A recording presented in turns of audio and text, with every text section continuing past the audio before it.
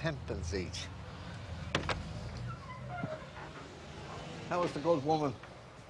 Give us one of them cans there in the window, please. Give us the sweets as well. Take the two of them out of that.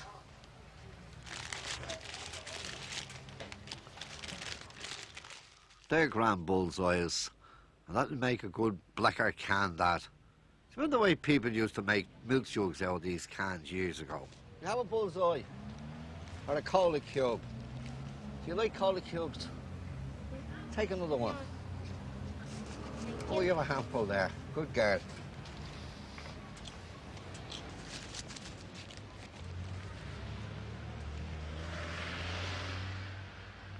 Moira glass. Of course, Moira gets its name from St. Nicholas of Moira, Francis Street, and the Moira Glass Works reflects all that is best in Liberty crafts and workmanships. New Row was built on one branch of the Poddle River as it flowed down here into the city of Dublin. Of course, the Poddle River was harnessed by several mills. Old Bush's Mill still stands today, despite all the wear and tear, and has the character of being a very sound edifice built to last the centuries. All along here, Mill Street was a hive of mills. There was whiskey, there was calico, there was cotton, there was rope. It's hard to realise that the Poddle River flowed down here. There's not a trace of it today, except at one place up there at Warden Mount, but it's very hard to get it. So that the Poddle can't be seen. But all under these buildings and under these roadways, the old Poddle rolls on like Old Man River, going down there into the Liffey and out into the sea.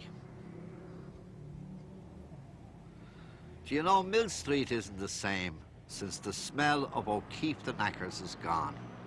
To Dubliners it was only a smell, but do you know that O'Keefe's were celebrated for their manures? Irish manufacture. For centuries they were the best and the cheapest.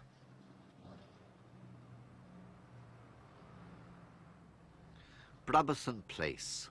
Of course, King Henry VIII gave William Brabazon the liberty of Thomas's court in the north, and the Brabazons became the Barons of Ardee and the Earls of Meath. That's how you get the Earl of Meath liberty. This was the dower house of the Brabazon family in the Liberties. Ward's Hill, where Mr. Bullion had his flower gardens and grew the first pineapples in Ireland. There must have been a fair bit of sunshine in Dublin in those days. I'm walking in the footsteps of Zosimus.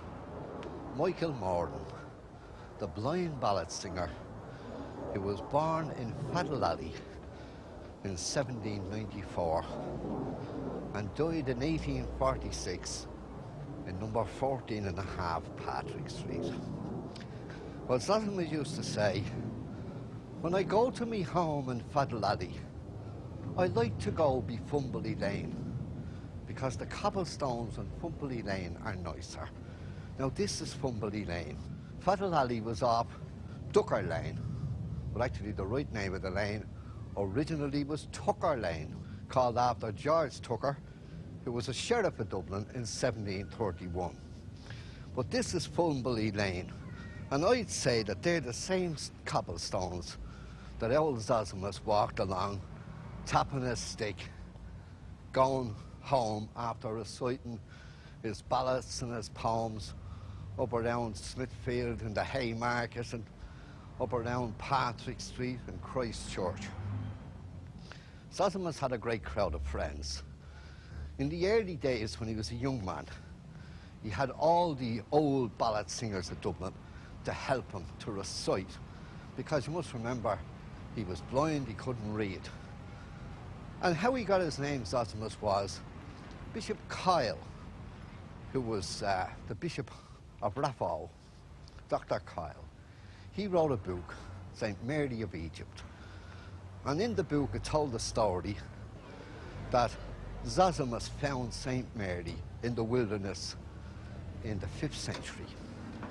Zosimus was the holy man. And our Zosimus would stand around and he'd say, gather around me. Am I standing in a puddle? Is it wet? Are my feet wet? No, go on, Zosimus, you're in a lovely dry spot. Go on with your old yarn. Go on with Moses. Give us St. Mary of Egypt, Zosimus. And Zosimus then would stand and he'd raise his hat and put his hand up to his forehead as if he was in prayer. As he said himself afterwards, he used to be waiting for the gods to inspire him. And then after a few inaudible words, he'd start off. But there was something like 220 lines in the poem St. Mary of Egypt. And how Zosimus learned it and memorised it was wonderful. Now all his old friends came down this lane, around to his home in Fadlally. Stony Pockets, the dear man, only the fool, who they say was as wise as an owl. And you had Fat Mary, who was the prima donna of the Dublin streets. And then you had Peg the Man. And they'd all go up to Bobby Tompkins up in Cannon Street and get his dray and go off out to Cullinswood. And Zosimus would recite, they'd all sing and dance and whistle. And this was the characters of this area of the Liberties of Dublin. Poor old Dicey Riley, she has taken to the sup. Ah, poor old Dicey Riley, she will never give it up. For it's off each morning to the pop. We're coming down to the Cross Puddle, or as the Dubliners used to say, the four corners of hell. It's a story about Dan Donnelly's wife was out one Holy Thursday doing the 7 chapels, and they say Dan was doing the 5 pubs, the four corners of hell and the Capstan's Bar. I'm not out in the wilds of the jungle. I'm standing in the centre of Cromwell's cabbage garden in the heart of the Liberties. When Cromwell came here in 1649, he stabled his horses on the high altar at St. Patrick's Cathedral, and his troops came over here and planted cabbage plants. Apparently it was their favourite vegetable.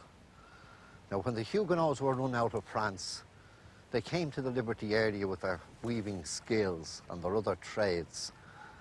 And they got a chapel, St. Mary's, in Patrick's Cathedral.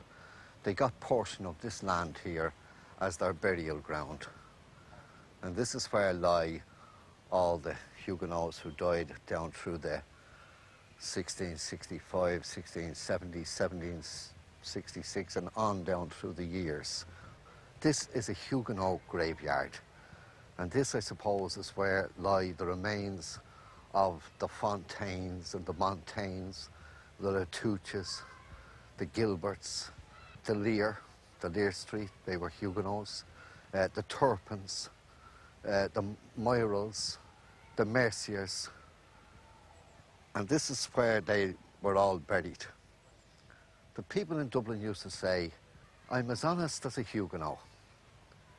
That was a great honour and a great tribute to anyone. And I'm here in the Huguenot graveyard where all the honest Huguenots, men, women and children of Dublin lie to rest. May Lord have mercy on the Huguenots.